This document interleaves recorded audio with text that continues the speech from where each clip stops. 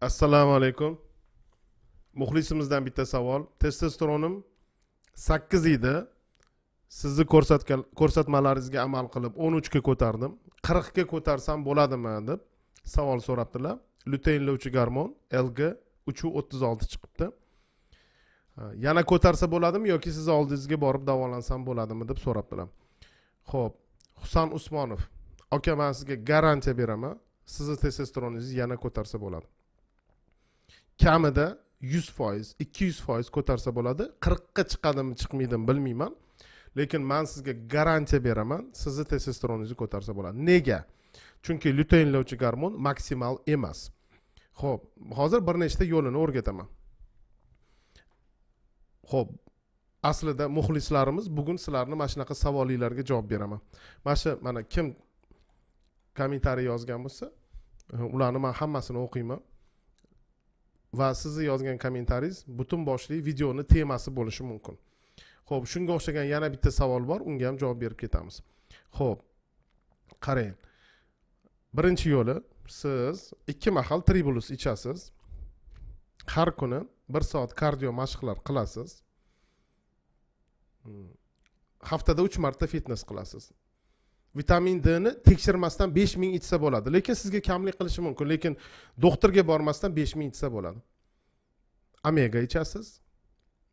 Vitamin D 5000 ichsangiz bo'ladi, doktorga bormasdan. Tuxum yeysiz, go'sht yeysiz, baliq yeysiz va shuni bilingki, agar siz ozg'in bo'lsangiz, siz massa yig'ishingiz kerak. Agar siz semiz bo'lsangiz, ozishingiz kerak. Ozganingizda har 10 kilo ozganingizga garantiya 100% testosteroningiz ko'payadi. Agar qorin qo'yib semirib ketgan bo'lsangiz, qorningizni yo'qotishingiz kerak toki presslaringiz ko'ringuncha. Buni siz mustaqil qilishingiz mumkin. Xo'p, agar shu narsalar 1 oy ichida testosteronni ko'tarmasa, keling tekshiruvga. Yoki qiynalib o'tiramanmi, hozir doktorga boraman. Hamma analizlarimni topshiraman. Keyin zo'r davo yozdiraman-da, 1 oy ichida уже garantiya maksimalni nechaga ko'tarish kerak bo'lsa ko'tarib olaman desangiz, unda bemalol kelishingiz mumkin.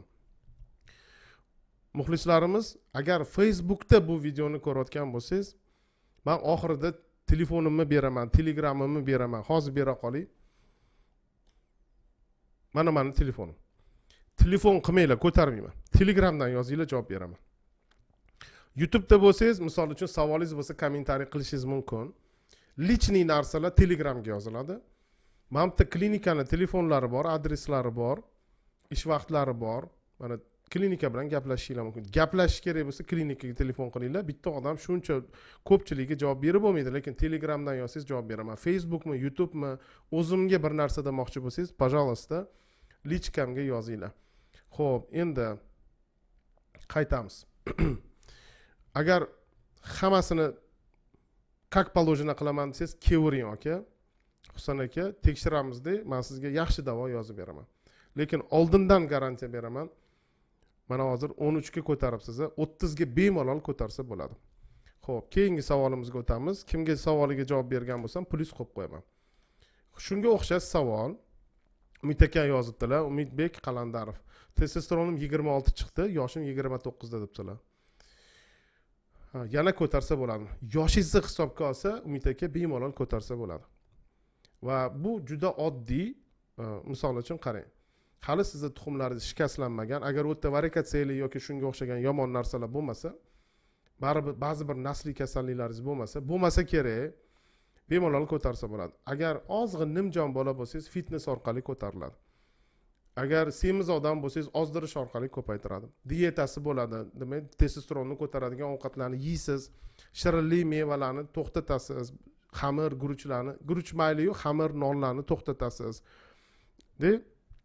Siz mana mani videolarimni ko'ring-da, aytganimdagi dieta sport, mana pasta Husan akaga aytgandagi dieta sportni qiling. Bu narsalar misol uchun doktorga borish kerak emas. Yana bir marta qaytaraman. Agar hammasini как положено qilsangiz, keling, tuxumingizni o'zing qilamiz, prostatani o'zing qilamiz, hamma kerak gormonlaringizni tekshiraman, yana qo'shimcha narsalar bor, ularni tekshiraman. 1 oy ichida natijasini ko'rasiz. Mana men sizlarga oldindan bitta narsa aytmoqchiman. Mana 2 ta tuxuminglar bor. Shu tuxuminglar agar ishlasa, testosteronni ko'tarsa bo'ladi. Bu tuxumni testosteronni pasaytirishiga sabab bo'ladigan ba'zi bir omillar bor.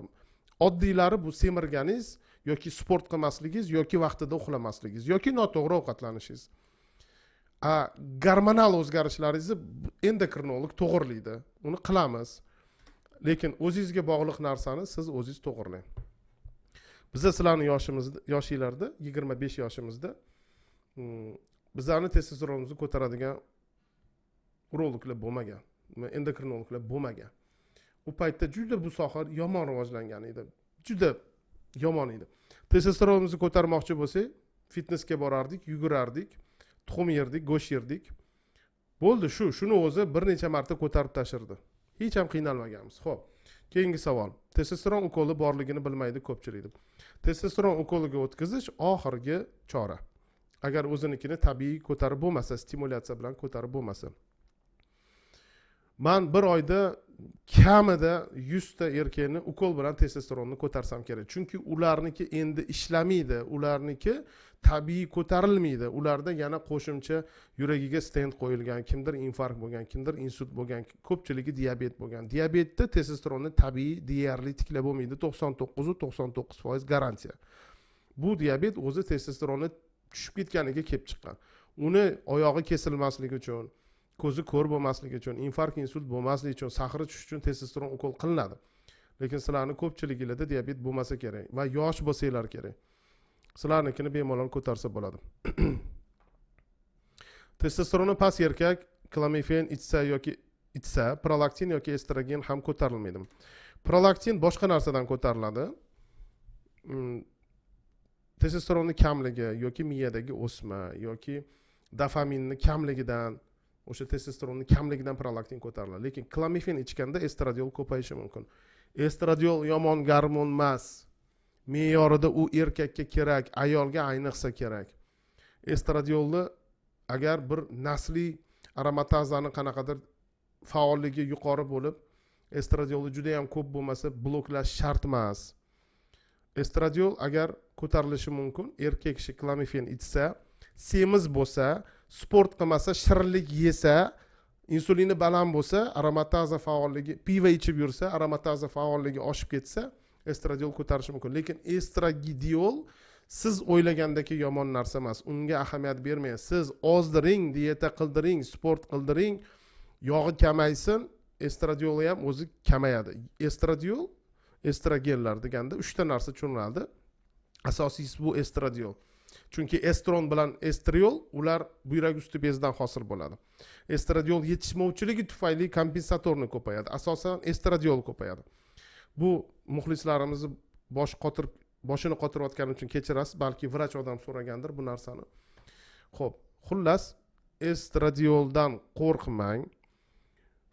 Estradiolni oshishini sababi yog'ni ko'pligi yoki dietasi noto'g'riligi.